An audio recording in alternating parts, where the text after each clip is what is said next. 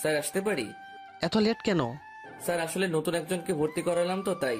কই সে? এই যে আমার বন্ধু। ঠিক আছে, ক্লাসে এসে বসো।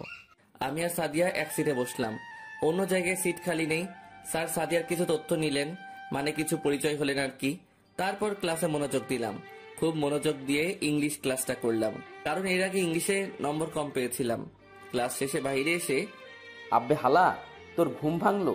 আরে ভাই সকালে একটু লেট করে উঠেছি, আর তোরা তো ফোনও দিস নাই। চল ওইদিকে যাই। না খেয়ে আসছি, খিদে লাগছে, খেতে হবে। তাহলে তুই আর সাদিয়া যা, আমরা এখানে বসে থাকি। ও রে, তোদের সাথে তো পরিচয় করিয়েই দিলাম না। ওই শোন, এগুলো আমার হারামি বন্ধু আর খুব কাছের বন্ধু, ওরা বেস্ট ফ্রেন্ড। ও হচ্ছে আমার বেস্ট ফ্রেন্ড সাদিয়া, ছোটবেলা থেকে আমরা বেস্ট ফ্রেন্ড। ভাবি কেমন আছেন? ভাবি কিসের? তুই বুঝবি না রে পাগলা। বুঝলাম না কিছু। সাদিয়া হাসছে কেন ওদের কথায়? যাই হোক, খিদে লেগেছে তাই সাদিয়াকে নিয়ে চলে আসলাম খাবার খেতে। কিছু খাবার অর্ডার করলাম, সেগুলো খাচ্ছি, এমন সময় এক মেয়ে আমার সামনে টেবিলে বসলো। আমি শুধু তার দিকে একটু তাকালাম, আর অমনি সাদিয়া।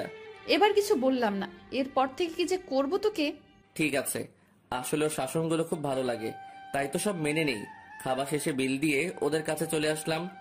ওই, আজকে আর ক্লাস করব না, চল সবাই ঘুরতে যাব। পড়াশোনা না করে ঘুরতে যাবি তুই? আমি আন্টিকে যদি না বলছি। আমি প্লিজ, আমার সোনা দোস্ত, তুইও চল, অনেক ভালো জায়গা, খুব ভালো লাগবে। আচ্ছা ঠিক আছে চল, কিন্তু আজকেই লাস্ট, এরপর যদি এমন করিস আমি নিজেই তোকে পিটাবো। যথা আজ্ঞা মহারানী। ফাজিল একটা। ভাই তুই একটা মাল বটে, কখন কি করিস বোঝা দেয়। নে, কথা না বলে তোর বাইকের চাবি আমাকে দে, আর তুই শরীফের পিছনে উঠে আয়। আচ্ছা ঠিক আছে। ধীরে চালাবি। আচ্ছা আচ্ছা ঠিক আছে। সাদিয়া আমার বাইকের পিছনে বসলো, আমিও চালাতে লাগলাম। বাইকটা নিয়ে একটা পার্কের কাছে আসলাম, সবাই মিলে ঘুরতে লাগলাম। কি সুন্দর সুন্দর জায়গা, সবাই ডাবল, মাঝখানে আমরাই সিঙ্গেল। আহা, অরিজিনাল মালে ভেজাল মাল মনে হচ্ছে আমাদের। ওই সাদিয়া, কি হইছে? একটা মেয়েকে পছন্দ করি, কি বলিস? গলা টিপে মারবো। কেন রে, এমন করিস কেন? আমি কি বিয়ে করব না নাকি? আমি থাকতে তোর কপালে বিয়ে নেই। হাই রে, বলে কি রে? জানি ও আমাকে ভালোবাসে, সেটা আমি এই কয়েকদিনে ওর আচরণে বুঝতে পারছি। তাই তো সব মেয়ে থেকে দূরে রাখে আমাকে। ওর সাথে কথা বলছি আর ঘুরছি। জাহিদ ওরা গেছে দুইটা মেয়ের পিছনে। হঠাৎ ফোনটা বেজে উঠলো, তাকিয়ে দেখি আম্মুর ফোন। বলো আম্মু। একটু বাসায় আয় তো, তোর কাকা কি যেন বলবে, কোথায় যেন পাঠাবে। যেতেই হবে? আয়। আচ্ছা আচ্ছা আসছি। ওই চল, বাসায় যেতে হবে। কেন? আম্মু যেতে বললো।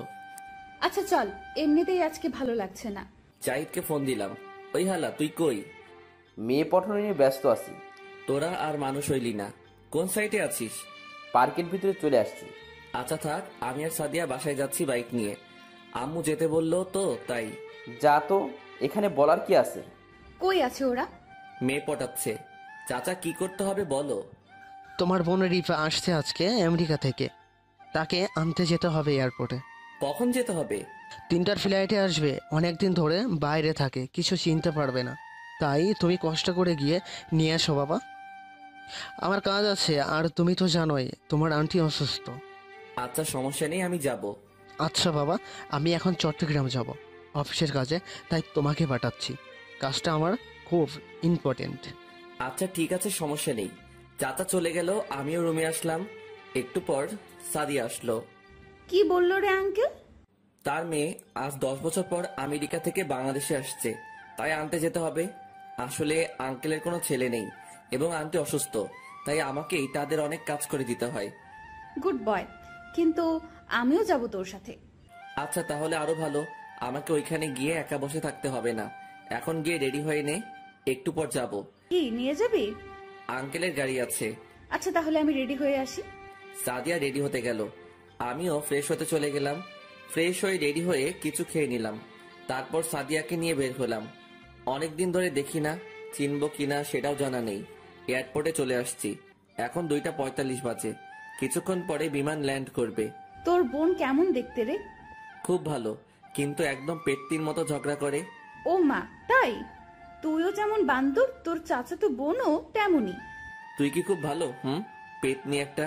চল, ওই দেখ বিমান ল্যান্ড করেছে, সবাই বের হচ্ছে, আমরাও যাই গিয়ে। ড্রাইভার আঙ্কেল তুমি এখানেই থেকো, আমরা আসছি। আমরা একটু এগিয়ে গেলাম, এদিক ওদিক তাকাচ্ছে। দেখছি কোথাও রিপা আছে কিনা।